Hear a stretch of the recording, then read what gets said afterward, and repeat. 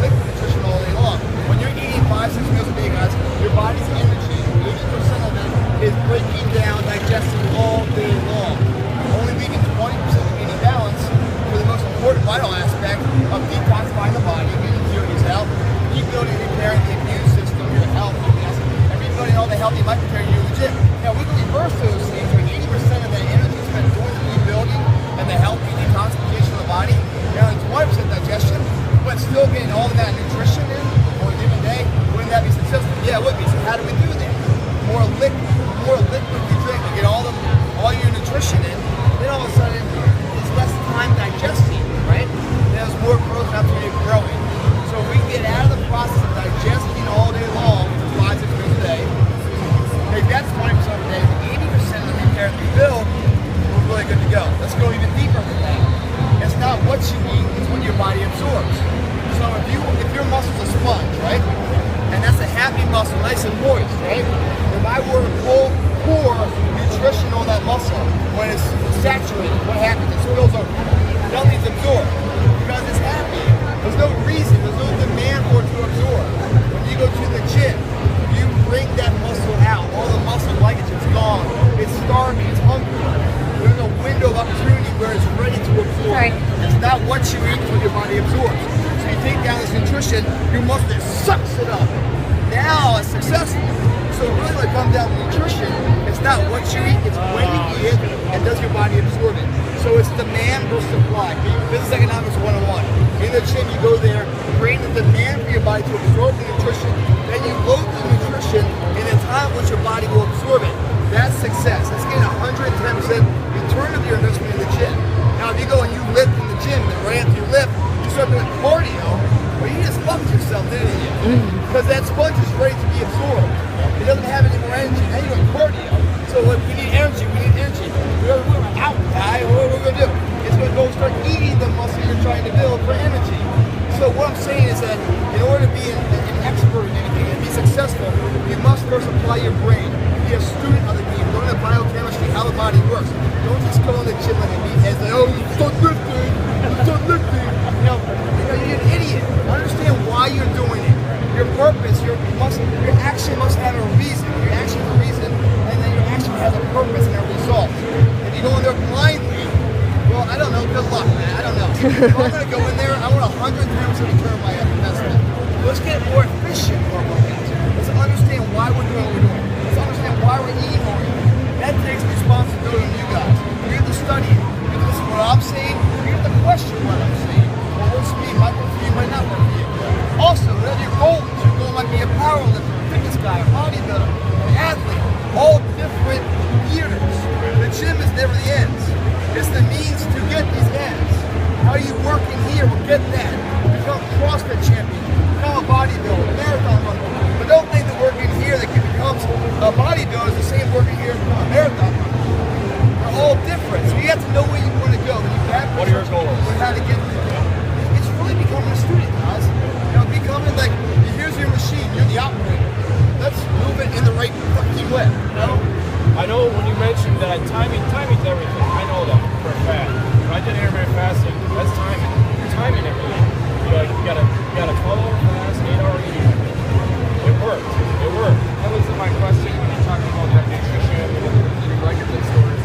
How much simple carbs? I mean, we started up with like this lemonade. That's primarily. Let me talk about this. This is what I hate when we think carbohydrates, right? Yeah. There's good carbs and bad carbs, right? What overrides a good carb and a bad carb? First, a good carb, what's a good carb? A carbohydrate, imagine it's a train. I'm speaking loud so you guys can hear too. A carbohydrate's a train, right? A simple carb, a bad carb, is an engine and a caboose. That's it. That's all there is.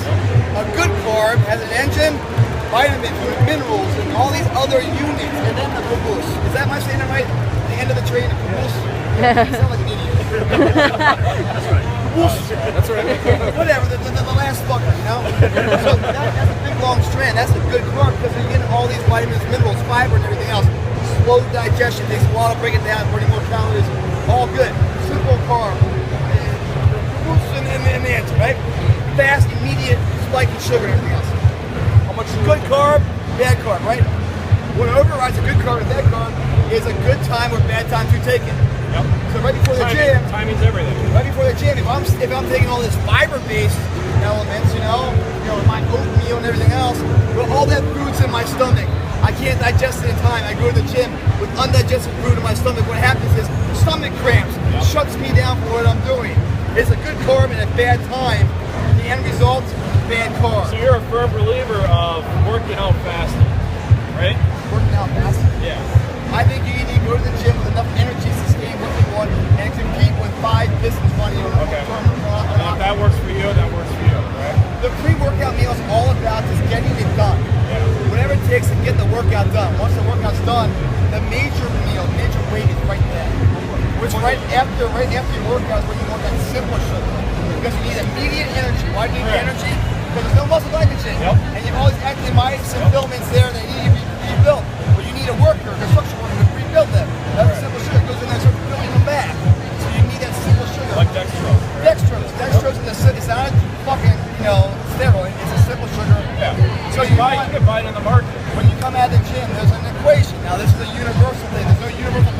mental success. But a general northern azimuth, you come after a workout, you have a 45-minute window. You need sugar. Dextrose is a good one. 0.4 grams of sugar for every pound you weigh. If you weigh 100 pounds, that's 40 grams of simple sugar shit that you need. Your body will absorb it all. That sponge will pour it on there and absorb it all up. Right? Your protein is about 0.25 every pound you weigh. If you're 100 pounds, 25 grams of whey protein. That's about as much as the body can absorb in one given time. You're pouring it on there. You try and error this. You know? When I say it's universal about 0.4, 0.25, it's because it's not for everybody. You need to trial it. You're going to pour that onto the sponge. Now, does it soak up? Because any oversaturation is going to be stored for energy. That's what your body is. So, you know, you trial and error. Maybe it's like 0.35. You play this, man, and you start to work with it. And you start to get smart about it. There's no guesswork. You know, it's about studying it, and then it's about applying intensity. That's the heat of the oven. I'm glad you say that the body is very complicated, but at the same time, it's pretty simple once you get the idea. Because you really got to look at the body as a fat storing machine, and that's what it is. I mean, if you're over calories, it's going to store fat. It's basically simple as that. So calories in, calories out. Yeah, calorie surplus gains weight, calorie deficit loses weight. Now, calories, you know, are unbiased. There's no prejudice with calories. You know, good carb to bad carb, all still 4 calories per gram. You know, a good saturated fat, a monounsaturated, polyunsaturated fat, to a trans fat, it's still 0.99 calories per gram. You know, there's no bias there. So your calorie content comes good or bad. You know, so I mean, yeah, the calorie war is obviously either gaining or losing weight, but we're gonna hold on. Yeah, Well, I know. I just want to say one other thing. When people call you the king of motivation, what do you think of that? I don't think I've ever heard of it. Really? Motivator king? You know, I don't give a fuck what anyone says. If I really care what people said, I wouldn't be here. Right. You know, what I care is you know, there's 2 forms of confidence, guys. There's an internal confidence that we believe in ourselves. That's called pride. Yep. There's another type of confidence, a very negative confidence. It's an external confidence called ego. You will be driven to do one thing or the other. You're either driven because you believe it, or you're driven from peer pressure or other people saying it. One will get you there, one won't get you there. You go in the gym and you start working out, you know, and you give a shit about someone else's opinion. That's wrong and you start mentality. throwing your back in there trying to lift more so you can get paid by the girl or something else. Right. I don't know why that happens. You're giving value to third parties' objective natures. They don't pay your bills. Right. Why give them any value? Believe in yourself, going at the mission. The fastest way to grow is a form, then it's the speed of the rep, then it's the weight of the rep in that order, never sacrificing 1, 2, or 3. So the form, you know, the proper form, then the speed of the rep. Eccentric coming up. You know, you're going about 2 seconds down. I mean, you're constantly coming up. Eccentric coming down. By the way, the eccentric portion of the muscle, meaning the muscles flex, the bicep curl, It's a stretching of the muscle. is when the muscles flex, forced to elongate. That's the greatest mass building exercise in any muscle. Right. And that's what everyone rushes through. They go, I know. ugh. Nope. You know, it's like, focus on the again, because they're stupid. I know. Or they're lazy, the one or the other. Pick Right. their choice, they're both bad. That's where you're gonna get the fucking burn. Slow it down, man. You know, so people need to learn this, understand that. I love they come, they go, you know, I can't grow anymore, I don't know. It's like, I don't know, put a bullet in your head then. You're just giving up, you know? So, you know, what the fuck? There's always room Why are you for wasting my improvement. time? I don't want to talk to you, man. Yeah, I agree. I appreciate it. Yeah, I appreciate it. I have to leave this line with you.